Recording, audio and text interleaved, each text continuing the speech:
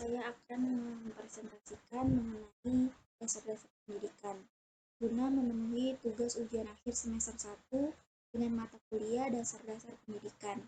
Dosen pengampu Bapak Dahlan MPD. Sebelumnya izinkan saya untuk memperkenalkan diri.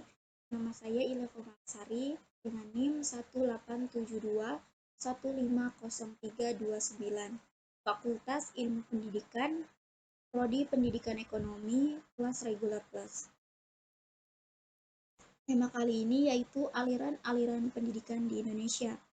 Di sini ada 3 poin. Yang pertama, aliran-aliran klasik dalam pendidikan. Yang kedua, gerakan-gerakan baru dalam pendidikan.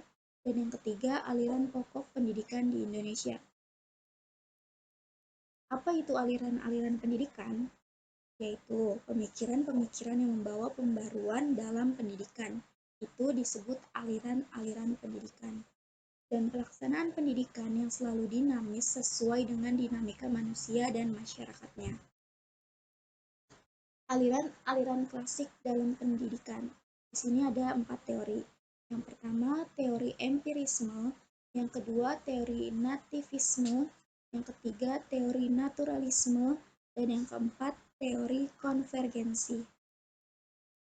Teori empirisme oleh John Locke, yaitu pada tahun 1704 sampai 1932. Dari kata empire yang berarti pengalaman. Aliran empirisme atau environmental menyatakan bahwa perkembangan seorang individu akan ditentukan oleh pengalaman-pengalaman selama perkembangan individu tersebut. Pendidikan pun termasuk pada pengertian pengalaman seorang individu. Menurut teori tabula rasa, yaitu anak dilahirkan bagaikan kertas putih atau meja berlapis lilin yang belum ada tulisannya. Selanjutnya, aliran nativisme Schopenhauer pada tahun 1788 sampai 1860. Dari kata nati yang berarti terlahir. Aliran nativisme menyatakan bahwa perkembangan individu ditentukan oleh faktor keturunan atau bawaan sejak lahir. Nativisme percaya bahwa jika anak mempunyai bakat jahat, maka ia akan menjadi jahat. Tetapi jika memiliki bakat baik, maka ia akan menjadi baik. Aliran ini mengakibatkan pesimistis di dunia pendidikan, karena pendidikan menjadi tidak berdaya menghadapi perkembangan manusia. Selanjutnya, aliran naturalisme oleh J.J. Rousseau pada tahun 1712 sampai 1778. Aliran naturalisme menyatakan bahwa semua anak yang dilahirkan pada dasarnya dalam keadaan baik. Anak menjadi rusak atau tidak baik karena campur tangan manusia. Pendidikan hanya memiliki kewajiban untuk memberikan kesempatan kepada anak untuk tumbuh dengan sendirinya. Pendidikan hendaknya diserahkan kepada alam. Dalam mendidik seorang anak, hendaknya dikembalikan ke alam agar pembawaan yang baik tersebut tidak dirusak oleh pendidik. Selanjutnya, aliran konvergensi oleh William Stern pada tahun 1871 sampai 1939. Aliran konvergensi mengemukakan bahwa pembawaan dan lingkungan mempunyai peran penting dalam perkembangan individu. Aliran ini berpendapat bahwa anak telah memiliki pembawaan baik dan buruk sejak lahir ke dunia. Perkembangan selanjutnya dipengaruhi oleh lingkungan. Gerakan-gerakan baru dalam pendidikan. Yang pertama, pengajaran alam sekitar. Yang kedua, pengajaran pusat perhatian atau center di intern. Dan yang ketiga, sekolah kerja. Keempat, pengajaran proyek. Pembelajaran alam sekitar, yaitu pendidikan alam sekitar ditanamkan pemahaman, apresiasi, pemanfaatan lingkungan alami, dan sumber-sumber pengetahuan di luar sekolah yang semuanya penting bagi perkembangan peserta didik, sehingga peserta didik akan mendapatkan kecakapan dan kesanggupan baru dalam menghadapi dunia nyata. Melalui penjelajahan alam yang dilakukan, maka peserta didik akan menghayati secara langsung tentang keadaan alam sekitar. belajar sambil mengerjakan sesuatu dengan serta-merta memanfaatkan waktu senggangnya.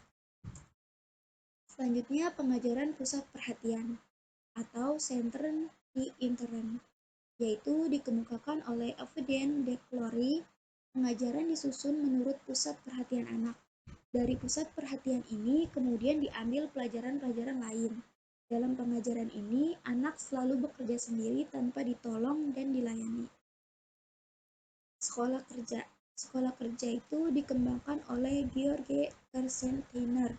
Bentuk sekolah untuk menjadi warga negara yang baik, yaitu mendidik anak agar pekerjaannya tidak merugikan masyarakat dan justru memajukannya.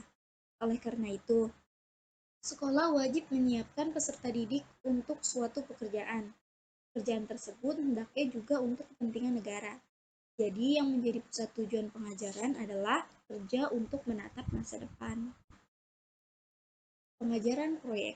Pengajaran proyek dikembangkan oleh W.H. Kilpatrick, menanamkan pengajaran proyek sebagai satu kesatuan tugas yang disesuaikan dengan kebutuhan peserta didik dan dikerjakan bersama-sama dengan kawan-kawannya. Menurut Kilpatrick, dengan tetap duduk di bangku masing-masing, maka pembentukan watak para peserta didik tidak dapat terlaksana. Selanjutnya, aliran pokok pendidikan di Indonesia. Pertama itu ada Taman Siswa atau INS, Indonesian Netherlands School. Taman Siswa didirikan pada tahun 1922 pada tanggal 3 Juli oleh Ki Hajar Dewantara. Taman ini memiliki asas-asas. Yang pertama, asas merdeka untuk mengatur diri sendiri. Yang kedua, asas kebudayaan atau kebudayaan Indonesia. Yang ketiga, asas kerakyatan. Dan yang keempat, asas kekuatan diri atau berdikari. INS itu sekolah yang didirikan. Sekolah ini mempunyai rencana pelajaran dan metode sendiri yang hampir mirip dengan sekolah kerjanya Kersensteiner. KPI berpendapat bahwa dengan belajar sendiri, watak peserta didik akan terbentuk dan di kemudian hari dapat tumbuh menjadi orang dewasa yang merdeka, tidak hanya dengan jalan menghafal saja di sekolah. Selanjutnya, Taman Siswa memiliki dasar-dasar pendidikan yang disebut Pancadharma, yaitu kemanusiaan yang artinya cinta kasih terhadap sesama manusia dan semua makhluk ciptaan Tuhan. Yang kedua, kodrat hidup, yaitu untuk pemeliharaan dan kemajuan hidup sehingga manusia hidup selamat dan bahagia. Yang ketiga, kebangsaan, yaitu tidak boleh menyombongkan bangsa sendiri, tidak boleh bertentangan dengan kepentingan umum. Dan yang keempat, kebudayaan, yaitu kebudayaan nasional harus tetap dipelihara. Kebebasan, apabila anak tidak diberikan kemerdekaan, maka akan menghambat kemajuannya. Selanjutnya, Ki Hajar Dewantara juga mengajarkan semboyan kepada pendidik, yaitu Ing Ngarsa Sung Tulodo, yang artinya memberikan teladan kepada peserta didik ketika berada di depan, dan Ing Madya Mangun Karsa, yang artinya membangun semangat kepada peserta didik ketika berada di tengah, dan Tutwuri Handayani mengarahkan peserta didik agar tidak salah bertindak ketika berada di belakang. Sekian presentasi dan pemaparan dari saya. Kurang lebihnya mohon maaf. Wabillahi taufiq wal hidayah. Assalamualaikum warahmatullahi wabarakatuh.